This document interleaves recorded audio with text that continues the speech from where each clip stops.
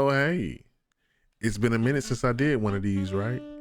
Well, if you saw the title, this is some games that you should know that's coming out this week. And I usually do a month, but that video was getting too long and I wanted to actually take the time to narrow it down and get quality and quantity at the same time. And also it's easier for me to edit, but also just be more games for me to let y'all know about. So not gonna keep you long. The week of April 17th, there's gonna be a bunch of dope games coming out. So let me get right into it for y'all. Y'all probably heard me say that Nintendo is Japanese Disney. Well, Disney said, hey, Uno reverse card. Let's make our own Mario Kart. Disney Speedstorm drops April 18th. It is a racing game, but with Disney characters. So it's pretty much Mario Kart. You got some of your favorite folks like Mickey, Donald, and even from Milan and people from other places, Jack Sparrow. This game releases with the Founders Pack tomorrow, so it's gonna be a little early. You gotta pay for it, but there's another contender for a kart game. The Founders Pack is $29, and I believe that it will be free to play, but right off the bat, you do have to pay for some content.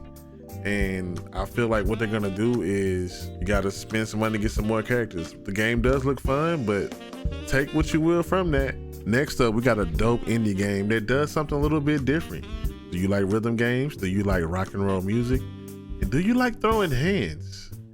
God of Rock drops also on April 18th.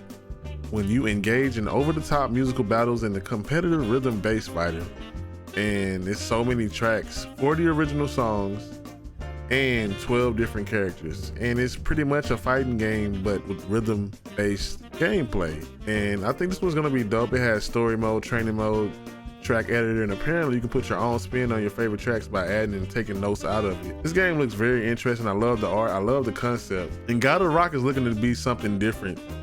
Microsoft definitely needs a W with all the controversy with Redfall. And hopefully Minecraft can be that W. Do I think it'll be that? Who knows? People love Minecraft, so this will definitely be worth getting when Minecraft Legends comes out. And it's a new action strategy game from the makers of Minecraft, as you know.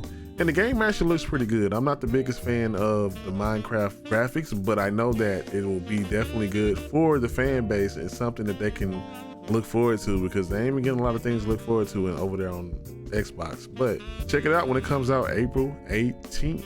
Now these have already came out before last year, but they're finally making their way to PlayStation and Nintendo Switch. All my Final Fantasy fans, the Pixel remasters are here. The Pixel HD remasters, that is, of Final Fantasy 1 through 6. And y'all know that Final Fantasy 6 is my favorite, but relive these classics with improved music, improved graphics, and the same story that you know and love, with some quality of life things like speeding up the game and other things that make it a little bit easier to get through, because we know that Final Fantasy games can be a grind. The early Final Fantasy games, a lot of people did not play on the Super Nintendo, and these were some of the best stories, mainly Final Fantasy 4 and Final Fantasy 6 when I say the best stories, that I hope that a lot of people can get to partake in. So check out Final Fantasy Pixel Remaster when it comes out April 19th. Also coming out on April 19th is the DLC to one of the best games last year that unfortunately gets overshadowed every time it comes out. And this DLC might also be getting overshadowed. Horizon Forbidden West Burning Shore. It takes place in Hollywood with some new gameplay, some new monsters, and more story. It should be very good to get into. This was still one of the best looking games on PS5 and one of the best looking games so far in this new gen, and it deserves a lot of love.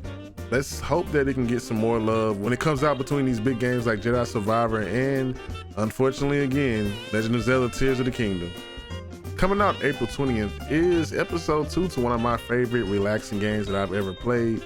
Shout out to the Wholesome Direct, always giving us cozy indies and different experiences. Coffee Talk episode 2, Hibiscus and Butterfly. For those who don't know what Coffee Talk is, it's a game about heart-to-heart conversations while also making coffee for a bunch of dope folks that come through your coffee shop. You might hear some different stories with different fantasy-inspired people coming through, elves, orcs, all type of things, and helping them solve their problems or just listening to them all together. It's a very wholesome game, a game that I play through night. The soundtrack is great, the lo-fi music with the rain ambience in the background. It's definitely worth the shot and worth the play. It's only $14, but also on Game Pass. But I always say, support indies, buy them, and definitely just check it out. Making its return, a fan favorite and possibly a game that I'm looking forward to, Dead Island 2. I don't know how Los Angeles became an island, but this is where Dead Island 2 takes place, in the City of Angels. So I guess it finally broke apart.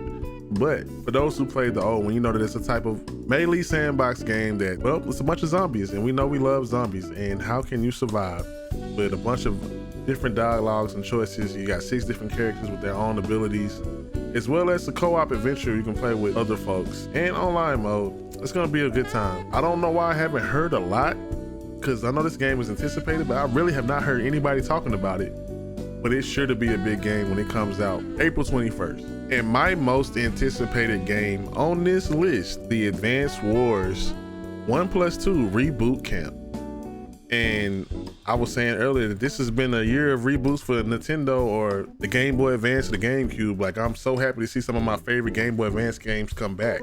And Advance Wars is one of the best tactical games I ever played, and it helped me get into that genre along with Fire Emblem. And for those who don't know what Advance Wars is, it's like a grid-based type game. You can think about Fire Emblem, but with war machines, or if you play Wargroove was inspired by Advance Wars.